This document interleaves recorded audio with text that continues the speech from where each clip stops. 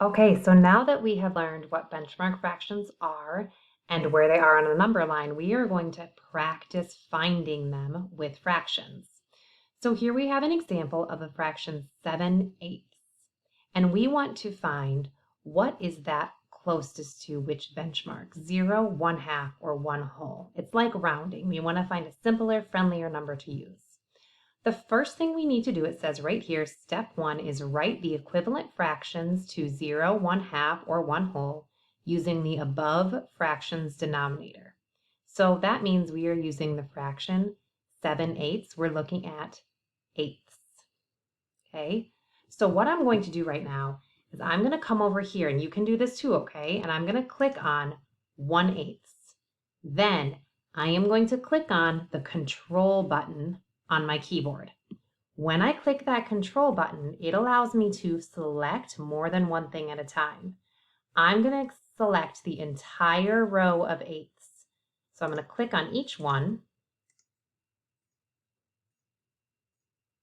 all 8 of them. Then I let go of the control button, and I'm going to drag this to my number line. I'm putting my fractions on my number line. When I do that, you're going to see, because I'm working with eighths, because that's my denominator, it fills up the entire number line, and that's what I want it to do. Okay, I want to compare my number line to my eighths because that's my denominator. When I do that, I can see where I have each of these fractions on my eighths. So our denominator is going to continue to be 8 for each of these because that's what we're doing, writing an equivalent fraction with eighths. At 0, we would be right here. If I was right here on my number line and I was right here on my eighths, my fraction bars, I would have 0/8. So 0 is the same as 0/8. That's this fraction.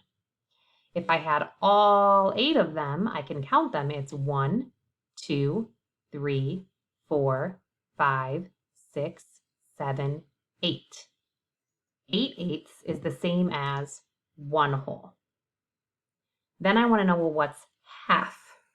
So I can see that right here. 1, 2, 3, 4/8 is the same as 1/2. I also know that because I know 4 is half of 8. Once I do that, okay, I use the fractions on the right to place my fractions on the number line. I'm now going to make it actually 7/8. So what I want to do is I want to count my 7, and then I'm going to delete any ones that aren't those 7. So 1, 2, 3, 4, 5, 6, 7. That means I'm going to take this one. I clicked on it, and then I am, deleting it. So now I look here, and step 3 says, write which of the equivalent benchmark fractions it is the closest to. It's closest to 8/8 right here. 7/8, if I'm looking at 0/8, 4/8, or 8/8, is closest to 8/8. Then I have to do the very last step, which is I'm going to circle the closest benchmark, 0, 1/2, or 1/2. Well, 8/8 is the same as 1/2, so I'm going to drag this circle right here to the 1. Okay, so this is an example of how to find a benchmark fraction using a number line. We're going to do another one. So right here I have, we can do this one. Right here I have 1/7. So on this one, I'm thinking, okay, I have to write the equivalent fractions, and I'm going to use these 7ths to do it. So I'm going to take my 7ths, I click on the first one, and I press Control, and I click all 7. And I'm going to let go of Control, and I drag the entire thing over to my number line. When I do that, I can now see my number line is broken into 7ths. I took my 0 to 1, 1/2, and I split it into 7 equal groups right here. So now I want to put my fractions, the equivalent fractions, to 0, 1/2, and 1/2 using those 7ths. So all of them, the denominator is 7, because that's how many pieces I cut my 0 to 1/2 into.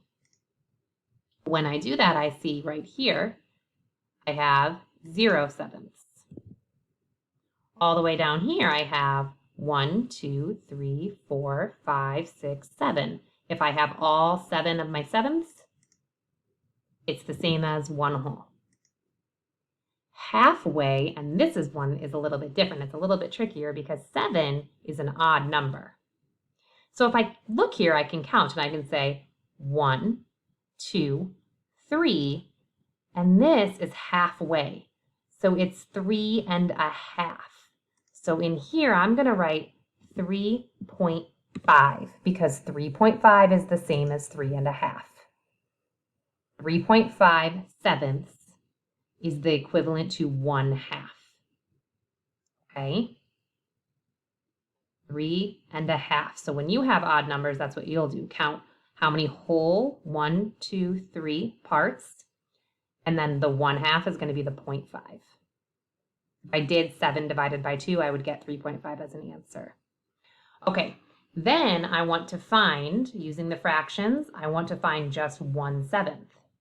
I only want 1/7, so I'm going to delete, and I can do control again. I clicked on this. I'm going to click the control button on my keyboard. And I'm going to delete all but 1 because I'm looking for 1/7. I have 1/7. Okay, so this says, write which of the equivalent benchmark fractions it is closest to. I had a typo on there. Well, if I'm looking here, it's closer to 0/7 than it is to 3.5 or 7/7. So right here, I type 0/7, which means the benchmark fraction for 1/7, if I was rounding 1/7, I would round it to 0. So that's what I'm circling because it says circle the closest benchmark, 0, 1/2, or 1 whole. And then we're going to do one more quickly. So this one is 4/10. So again, I'm going to find my tenths and I'm going to put them on my number line so I can see them.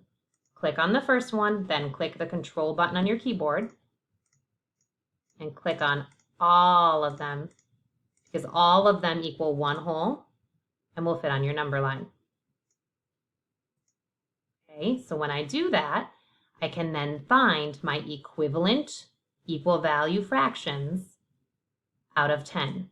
So again, because my denominator here was 10, I split them all into 10 pieces. So my denominator is 10 in all of these fractions. And what I want to know is 0 is the same as how many tenths? Well, it's the same as 0/10. 1 whole is the same as 10/10. And then half of 10 is 5. I know that in my head. So I'm just going to put a 5 here, 5/10. I can also count 1, 2, 3, 4, 5/10. Now I'm going to use this to place the actual fraction on here. So what I'm going to do is I'm going to make sure I only have 4/10, and I can again count them 1, 2, 3, 4, which means all the rest of my fractions I'm going to delete so I can see exactly where 4/10 is. 1, I'm going to delete all of these. I'm using that control button again so that I can do them all at once, and then right-clicking and deleting. You can also press the delete button on your keyboard. And now I can see 1, 2, 3, 4/10 is right here on my number line. That is closest to 5/10. It's much closer to here than it is over here. So right here, I'm going to type in, it is closest to 5/10. And the last thing is that means I need to circle 0, 1/2, or 1 whole. 4/10 rounded to the nearest benchmark is 1/2. So when we did whole numbers, we always just went to one end. When we're doing fractions, because we're doing parts of a number, you can round to the middle. So 4/10 benchmark is 1/2. It's almost 1/2. Now it's going to be your turn. You're going to do the same thing that I just did on 6 problems. No, I can't remember if it's 6 now. 3. Nope, just 5. 5 problems on your own. You're going to do the exact same thing I just did. Good luck.